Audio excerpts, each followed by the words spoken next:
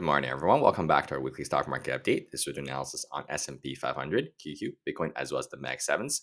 We'll be looking over at sentiment data, dark pool data, earnings, and other data as well. So before we get into the technical charts, if you guys just want to look at the technical charts, feel free to skip over. But let's head over to the data first. All right, so rotation-wise, sector-wise, a little bit of rotation, not that much, right? You can see tech is pretty flat. Financial is pretty flat. Got a little bit of rotation to healthcare and energy, of course, due to the conflicts and oil rising. Not that great of a week for the bulls due to the semiconductors. Pretty much still in an absolute downtrend, as well as the Mag 7s being pulled down by Google's earnings.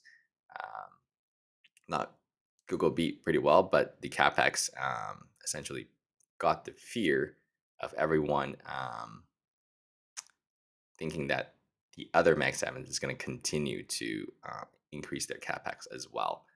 All right. So in terms of AI sentiment data, this last week everyone was pretty darn bullish, right? And they essentially decided to rug the people again on the semiconductors, and now everybody's bearish. So we'll see if they decide to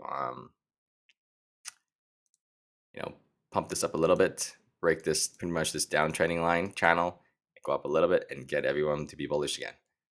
But for now, no sense of that yet. It's still a very clear downtrend. Lower highs and lower lows at this given moment. Finger index really not that great anymore. It's always like sits in fear, regardless of how high we go. Even when we are near all-time highs, still in fear. So, all right. So this is more important. So earnings. So next week we have Apple, Amazon, Microsoft, Meta, and let's just talk about earlier where that fear of the CapEx spend increasing. That's Google did, which drive all the Mag 7s to pretty much tank that day because they're scared that these names will also continue to increase their CapEx spend. If they do increase their CapEx spend, Mag 7 is going to continue to fall, but it will be good for the semis because that's where the money is flowing to, where that they're spending their money towards. If it plateaus out, it's hard to say because semis are already priced in so high and can continue raising guidance. Plateaus out might kind of just consolidate the semis and not make new all-time highs. But if they decrease the CapEx spend, Mag 7 is going to rally. Obviously, it's going to be company specific. Some might decrease, some might increase, and we'll see how the semi reacts to that after that. We do have other semis reporting as well, right? Qualcomm, LRCX is also going to be reporting right here. These two are semi name. ARM is also another semi name. So these will give us more insights to the sector as well. So a lot of big names. This is a jam-packed week for sure for earnings. All right. So in terms of dark pools, we did see SMH, the semiconductor sector, have dark pool coming in here, and Friday's low around this number 8, number 3 largest print, which is right around here, right? This 560 mark here. We talked about the dark pool coming in up here and around this area, right when we topped out around this the 633 mark, 639. You can see dark pool number 2 largest print, number 8 largest print. There's another one here, another 6 largest print, and we ended up. Those ones were like over here, here, here, and we ended up actually like rolling over. Yeah, about a 14% downside. So if they decide to hold this level and form a higher low and have a higher high, I'm looking to see if they can back test where we broke down from, essentially around this 633 zone where we broke down from, as well as the 620 area, 605 to 620 area here. You can back test that. Yeah, so we'll see if they can any kind of significant. Like I said, it will be more so the earnings, to be honest, and see as well as that CapEx spend. A lot of people will be watching that, see if there's going to be continuing to be money flowing into the semis, because this entire rally is fueled by the raising guidance and the earnings beat and all those money flowing from the CapEx spend into the semis. So if that kind of starts to plateau out, then Wall Street is pretty forward looking, so that might consolidate the sector. All right, economic data wise, we do have the FOMC meeting next week, and currently it's about 64% price probability of being a rate hold. So probably no surprises here when rate decides to hold here. They have core PCE on Thursday and PMI on Friday. All right, let's get into the charts. So yeah, semis still in the daily downtrend, but let's see if that dark pool here comes in, holds that low, because really below this 336, there's really no support below us, which it held. Right? You can see there's really no support here to here. It's just a straight up move, and this little structure is pretty much the last level of support, and it held here. So see if we can form that higher low and higher high. All right, let's take a look at SPY. SPY really no red flags. If you just look at this chart, you're like, if you're like a long-term investor, which most people are in SPY, it's like, what's really, we're just 3% at all-time highs, right? The Qs is now heavily weighted into the semis. So remember the semis tank, the Qs just don't look that great, but SPY's not. SPY has many other sectors, right? Healthcare sector is holding up. If XLK, the tech gets rotation out, you can see financials getting popped. Energy weights is in S&P as well, right? So it's holding very well. No signs of red flags. Still seeing consensus with me, more of a sideways action until all the earnings roll out for me. Yeah, I've been seeing this sideways for a couple months now, a couple weeks.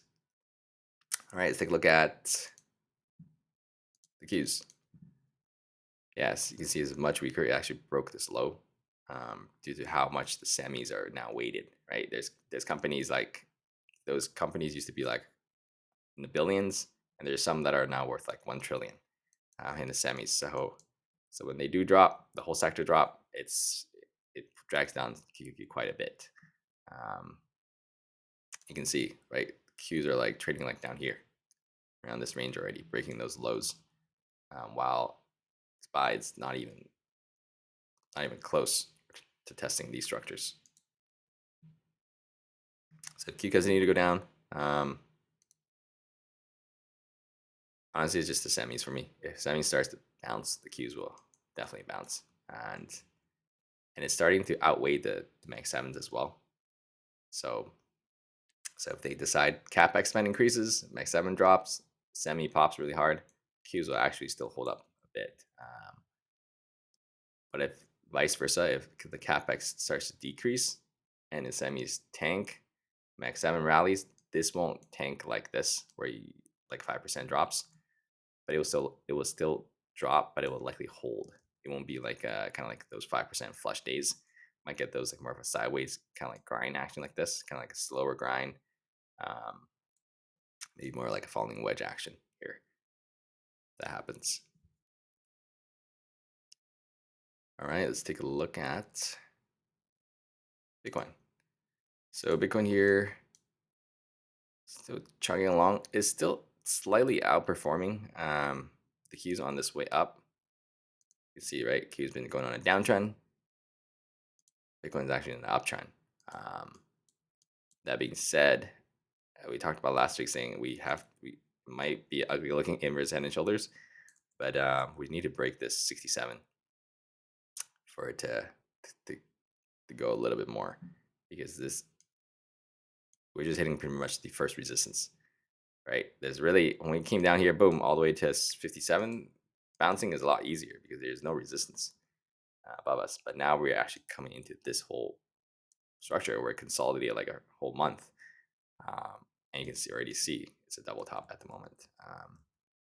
Even if we break this 67, which is the low of this structure, right, prior support, now against resistance, if this breaks above, there's still going to be a lot of resistance at this 70,000 here too.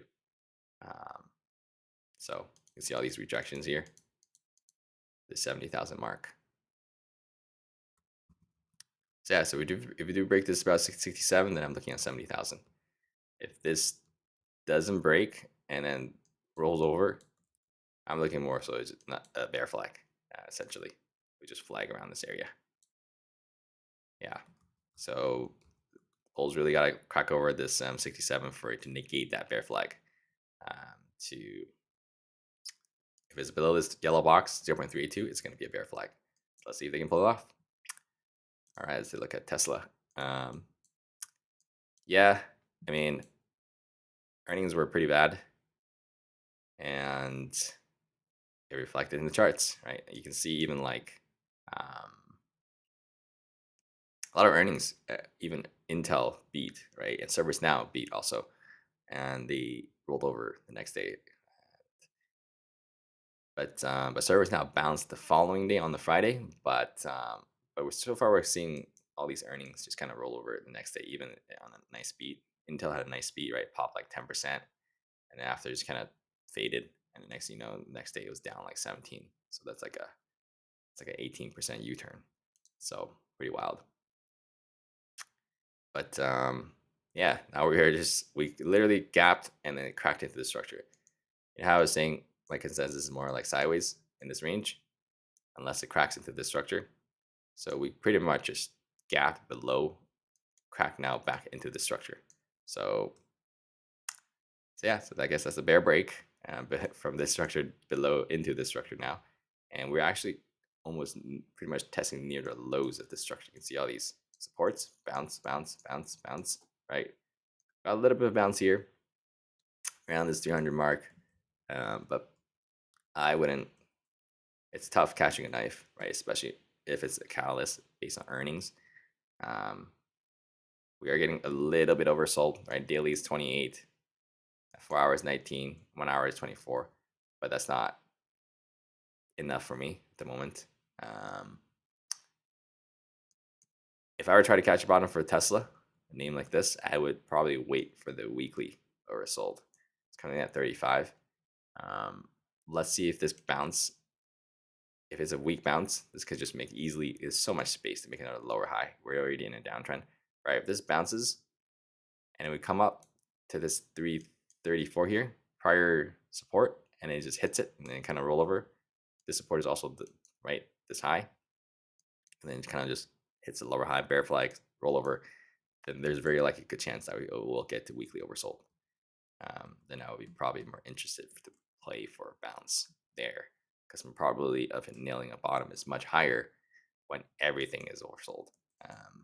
When I do get that weekly oversold, I want to see even the shorter time frame here gets into probably the teens, kind of like 4 hour here, like 19, right? I want to see everything in the teens. Then my chances of it nailing the bottom is much higher. All right.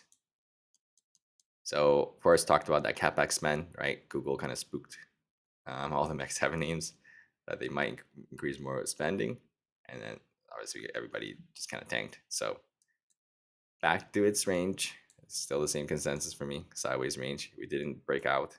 So maybe if Meta, right, earnings coming this coming week, and they decrease their CapEx, right? Next thing you know, we're probably back to 683, maybe even break out of it. So keep my watch on the earnings, right? If you guys are in these names, make sure to sit through those earning calls and see what they talk about. But so far, if they continue to do their CapEx spend, it's probably just gonna go sideways like this. But if they increase it, it's probably gonna test the lows to this 540. All right, so let's take a look at Amazon. Some idea, right? All these gaps are from that CapEx spook from Google. So it really depends on if they do end up adding or not. But that being said, we are coming into support, which is this prior structure here. As long as it holds above this 227, it will be more of a sideways range above the structure. So ideally, we come back above 235. So we're above the structure. Half of the whole prior resistance is not going to support. So we'll see how Monday goes. All right, Microsoft. Similar idea, but it didn't drop as hard because it already is not what I want to do. It already dropped from the fear of CapEx. I mean, I think it was, sorry, not the fear of CapEx. It already dropped from actually spending a lot of CapEx this entire move down. So it wasn't like punished as hard. when with that Google spook of the CapEx, because it already increases CapEx as well last earnings, just over here, and then I think it was over here. Yeah, right, they increased their CapEx spend right here. So let's see if they don't. This will easily get over 405 if they come out and they start to chill on their capex a bit, and not increase it. This would very likely come up to this 430 range, and probably just ping ponging this range, really depending on how much they chill out on their capex. But overall, this is why this Microsoft dropped less, because of due to it already being punished quite a bit on its capex spend. So yeah, but that being said, still not a great look. Got a little bit of a bounce, right? This lower wick here from prior resistance. Very, very clear prior resistance 380 here. Now acting as support and support. So it does show that the bulls are playing some defense. But overall, the earnings is still more important to me next week. All right, Google. Right. This obviously when your price this high at a premium, and you start to do offerings and increase capex spend, yeah, 7% down. It's pretty normal, right? Wall Street hates those capex spend at the moment. And you can see we didn't even get a bounce on Friday as well. So there's a chance this could very likely go lower and test this 311 mark. Go below 311, likely test that 300 psychological level. This prior support here, triple bottom here around this 300 to 295. If that breaks, we're gonna go a little bit lower into the structure here, which is 290. And if that breaks, we're gonna go to the low of the structure, which is which held here around this 273. So, but overall, overall still in a downtrend over here, right? They announced their offering here, and you can see ever since that, it pretty much just marked the top. So, all right, and this guy is the guy that doesn't spend on any any capex on AI or whatever, or barely any, compared to the other names, other Max 7s, and he is trading all-time highs. So very clear. Wall Street likes rewarding cash cows, and Apple is definitely a cash cow that is not spending at the moment. And you can see it's just chilling at its almost making new all-time highs again. So yeah, really nothing to talk about here for this one. Just doing its price discovery mode still, making higher lows and higher highs, continuing on an uptrend in every time frame, and now it's waiting for it to see where it decides to have resistance at the moment. All right, let's take a look at Nvidia. So let's delete this. No red flags for me at the moment either. Similar idea, right? All these things I drew here from last week. Prior resistance, now acting as support, still acting as support. So as long as it holds above this 200 mark for me,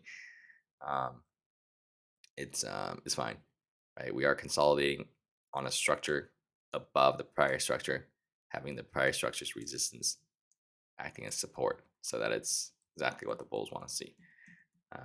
What you don't want to see is if to build a structure above and then break down and then now bounces here and that whole structure above us is resistance and then roll over. That will likely mark a top for a while if that happens. This price action happens. But its earnings is well out into August, so we'll have to wait a bit. But there's a bunch of other semis names that's going to be reporting, so taking a look at that, and it'll probably just go sideways until most of the name reports. All right, that's got it for you guys. If you like, share, and subscribe, I will see you guys tomorrow for more commodities update. Have a great rest of you guys the weekend, and take care.